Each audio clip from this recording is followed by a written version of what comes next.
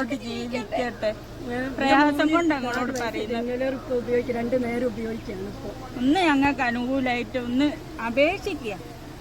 ഒരു വഴിയുമില്ല. അത്രയും നിങ്ങളോട് പറയുന്നത് ഒന്ന് മനസ്സിലാക്കണം. ഞങ്ങൾ പ്രയാസം നിങ്ങൾ അസുഖങ്ങളൊക്കെ ഒന്ന് പറഞ്ഞു കൊടുക്കും. നിങ്ങൾക്കുള്ള സ്ഥിരം ഇൻഹേലർ യൂസ് ചെയ്യുന്നതാണ്.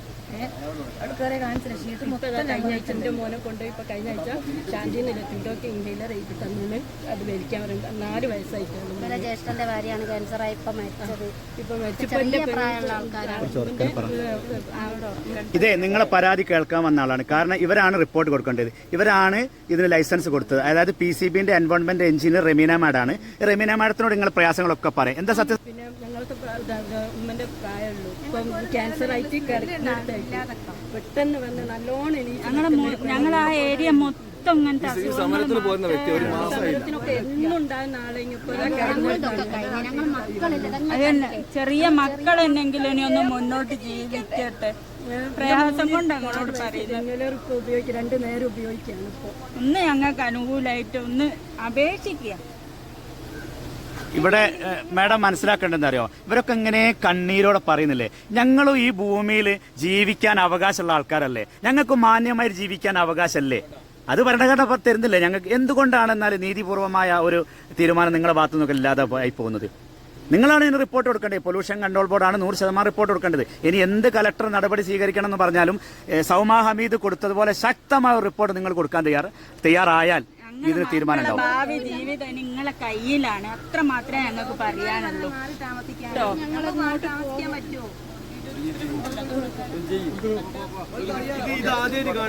മേഡം, ഹൈക്കോടതിയുടെ ഉത്തരപ്രകാരമല്ലേ നമ്മളിപ്പോ ഇൻസ്പെക്ഷൻ നടത്തിയത്. അതിനകത്ത് മാഡത്തിന് സ്മെല്ല് കിട്ടിയിട്ടുണ്ടല്ലോ ഇപ്പൊ? നല്ല സ്മെല്ലല്ലായിരുന്നു ഇപ്പൊ പുഴയുടെ തീരത്താണ്. ചെയ്യാതെ ഇത്ര സ്മെല്ലാണെങ്കിൽ വർക്ക് ചെയ്യുമ്പോൾ ഇത്രമാത്രം സ്മെല്ലുണ്ടാവും. ഈ സാധു ജനവിഭാഗത്തിന്റെ കണ്ണീര് കാണാത്ത നിയമവ്യവസ്ഥിതി നമ്മുടെ നാടിന് വേണോ? നമ്മളാണ് തീരുമാനിക്കേണ്ടത്. കാരണം ഈ നിലവിളി തുടങ്ങിയിട്ട് 7 കൊല്ലായി. ഇപ്പൊ തന്നെ ഇൻസ്ട്രക്ഷന് വന്ന ഈ ഓഫീസർ കോഴിക്കോട് ജില്ലാ പൊല്യൂഷൻ കൺട്രോൾ ബോർഡിന്റെ എൻവയോൺമെന്റ് എഞ്ചിനീയറാണ്. ഈ മാസം 1-ാം തീയതി ആഗസ്റ്റ് 1-നാണ് ഫ്രഷ് കട്ട് പ്ലാന്റിൽ വെള്ളം കയറിയിട്ട് മാലിന്യം കംപ്ലീറ്റ് പുറത്തേക്ക് ഒഴുകുന്നത്. ഇത് കാണാൻ അന്ന് വിളിച്ചിട്ട് ഇവർ വന്നില്ല. അതിന്റെ പിറ്റേ ദിവസവും വന്നില്ല. 9 ദിവസം കഴിഞ്ഞിട്ടാണ് ഇവർ പ്ലാന്റ് സന്ദർശിക്കുന്നത്. അതായത് ബഹുമാനപ്പെട്ട ഹൈക്കോടതി നിർദ്ദേശിച്ച സമിതി കലക്ടറുടെയൊക്കെ നേതൃത്വത്തിൽ വന്ന് പ്ലാന്റ് പരിശോധിക്കുകയാണ്. പ്ലാന്റിൽ അന്ന് വെള്ളം കയറി, 1-ാം തീയതി വെള്ളം കയറി മാലിന്യങ്ങളൊക്കെ പുറത്തേക്ക് ഒഴുകി. അതിനുശേഷം 10 ദിവസം 10-ാം തീയതിയാണ് ഇവർ വരുന്നത് കേട്ടോ. ഇങ്ങനെ ഒരു സമിതി പ്ലാന്റ് പരിശോധിക്കാൻ വരും എന്നറിഞ്ഞ മുതലാളിമാര്, ഫ്രഷ്കട്ട് മുതലാളിമാര് പ്ലാന്റൊക്കെ നല്ല വൃത്തിയാക്കി അടിച്ച് കഴുകി മാലിന്യങ്ങളൊക്കെ ഒഴിവാക്കി എല്ലാം പുഴയിലേക്ക് തള്ളി. ബാക്കി അതിന്റെ താഴെയുള്ള കൈത്തോടുകളൊക്കെ, ഈ മാലിന്യം ഇതുവരെ ഒഴുക്കിയിരുന്ന തോടൊക്കെ വരെ അവർ വൃത്തിയാക്കി. ഇന്ന് ഇവര് വന്നിട്ട് എന്ത് ഗുണമുള്ളത്? എന്ത് തെളിവാ അവർക്ക് കിട്ടുക? എന്നിട്ട് പുഴയിൽ പോയിട്ട് വെള്ളം എടുത്തുകാഞ്ഞ് കൊണ്ടുപോയി പരിശോധിക്കുക എന്നുള്ളൊരു പ്രഹസനം ഈ ഉദ്യോഗസ്ഥർ ചെയ്ത പണിയാട്ടോ. പുഴയിലെ വെള്ളം എന്ന് പരിശോധിച്ചിട്ട് എന്താ കിട്ടുക അവർക്ക്? ഇതിനു മുമ്പ് ഇങ്ങനെ തന്നെയാ. പുഴയിലേക്ക് ഒഴുക്കുന്ന സമയത്ത്, പുഴയിൽ ആ സ്മെല്ല് ഉണ്ടാകുന്ന സമയത്ത് വെള്ളം പരിശോധിക്കാൻ വിളിച്ചാൽ അവർ വരൂല. അതൊക്കെ ഒഴുകിപ്പോയി ഞാൻ ദിവസങ്ങൾ കഴിഞ്ഞതിന് ശേഷമാണ് ഇവർക്ക് സമയം കിട്ടുക. ഇതാണ് നമ്മുടെ നാടിന്റെ ഏറ്റവും വലിയൊരു ശാപട്ടോ, ഈ ജനത അനുഭവിക്കുന്ന പ്രശ്നം.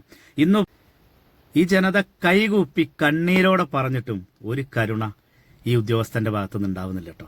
കാരണം കോടതിയിലേക്ക്, ബഹുമാനപ്പെട്ട ഹൈക്കോടതിയിലേക്ക് ഇവരായിരുന്നു റിപ്പോർട്ട് കൊടുക്കേണ്ടത്, കൊടുത്തില്ല. അതുകൊണ്ട് വീണ്ടും കമ്പനിക്ക് പ്രവർത്തിക്കാനുള്ള അനുമതി കൊടുക്കുക.